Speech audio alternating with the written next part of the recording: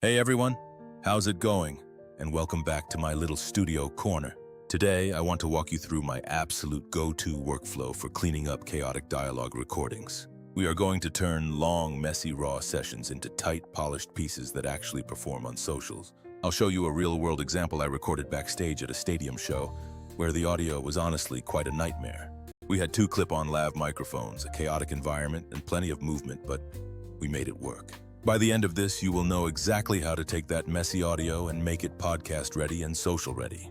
I'll also sprinkle in some tips on how I repurpose those cleaned up files into viral clips using a tool I've been testing lately. Let's face it, polishing audio is only half the battle because the other half is getting that content out where people watch it. First, let's do a quick before and after, because I always like to play a raw snippet so you can hear the problem. In the raw version, you have two cheap lavs, heavy background crowd rumble, and occasional phase funny business. But in the finished version, the audio is focused, balanced, and the natural ambience stays in. So it feels like you're there. That contrast is what this entire workflow is built around, and it saves me hours of headache.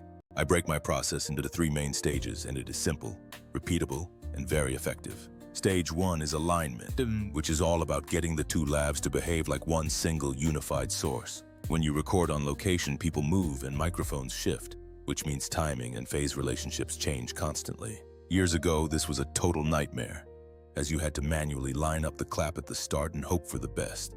Now there are plugins that literally time align and phase align tracks across the whole session automatically. I usually pick the cleaner or closer mic as the reference and let the plugin shift the other track to match. If the talent is walking around, I use dynamic alignment so the tool adapts segment by segment as they move.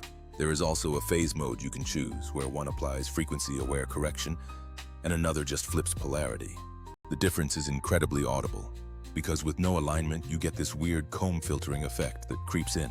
Once aligned, the tone stays steady and the audio becomes so much more usable for the next steps. If you skip this, you'll be fighting weird tonal shifts later when you try to EQ or compress the recording. Stage 2 is noise reduction, where we clean the background without turning everything into digital mush. Field recordings always come with baggage like venue hum, distant chatter, and stage bleed from other people's mics. I have tried a bunch of tools, but lately I've been impressed with the newer AI-driven denoisers that keep the voice natural. The trick is not to overdo it, because if you push the reduction to a brick wall setting, you will get weird artifacts. I usually dial in enough reduction to make the background smooth, then back off to leave a tiny amount of room tone. When you put the cleaned audio over video, it still needs to read as real because total dead silence sounds fake. Some denoisers can intelligently separate the primary voice from distant bleed without creating weird phasing issues. The goal is simply to get the dialogue clear and consistent, so the final stage, tonal shaping, is easy. Stage 3 is processing and delivery, where EQ, compression, declicking, and limiting all come together. My chain usually starts with a high-pass filter to remove rumble below 80 to 120 Hz. Next, I use a dynamic EQ to tame the low mids, as lapels often have a chesty bump that makes things sound boxy. I'll notch out the worst resonances and gently reduce the highs because lavs typically just have noise up there anyway. I like to add a light parallel compression stage to level out the dynamics so soft phrases are audible. A tasteful declicker for mouth noises is next, because those tiny clicks stick out on closed microphones. Finally, I use a limiter and LUFS metering to set the output level for social platforms. For social media, I aim for a dialogue track sitting around -18 LUFS with the peaks hitting -14. Now, the practical part is turning that clean audio into multiple short-form clips that drive actual engagement.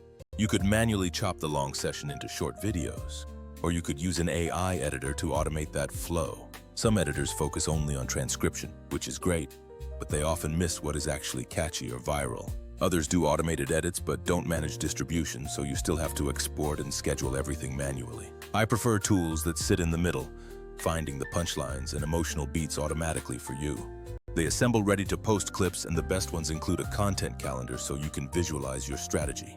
For creators who don't want to be full-time editors, that workflow is absolute gold. I upload my clean dialogue track and raw video, set my target length, and let the AI propose a set of clips. I scan the suggestions, tweak captions, add a thumbnail, and ensure the tone matching feels cohesive. The scheduler is underrated because letting it post automatically saves so much cognitive load for your drip campaigns. Let me be honest, no tool is perfect, and auto editors can still miss context or slice off a visual cue. That is why I always review the proposed clips, because the ones I adjust are the ones that save the final product. The goal is not to replace human taste, but to automate the boring parts like clip discovery and caption generation. So to recap, align your mics first, clean the noise but keep room tone and process gently. After that, use an AI-assisted repurposing workflow to find viral moments and manage your publishing calendar. If you like these tips, hit like, leave a comment on what you struggle with most, and subscribe for more. I'll drop links to some tools I've used in the description so you don't have to waste time testing the whole market. Alright, thanks for hanging out. I'm Alex, and I'll see you in the next one.